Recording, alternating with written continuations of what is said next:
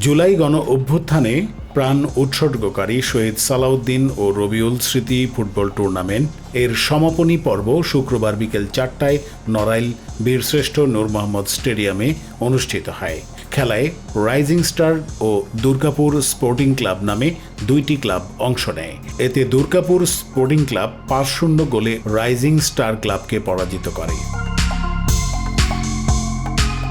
সমাপনী অনুষ্ঠানে প্রধান অতিথি হিসেবে উপস্থিত ছিলেন নড়াইলের জেলা প্রশাসক শারমিন আক্তার জাহান।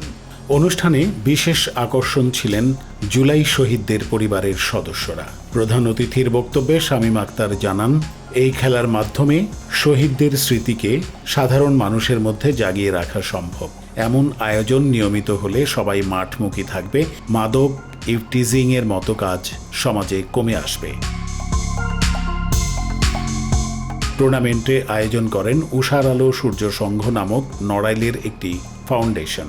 ফুটবল টুর্নামেন্টের সমাপনী অনুষ্ঠানে বিজয়ীদের মধ্যে উপহার তুলে দেন জেলা প্রশাসক।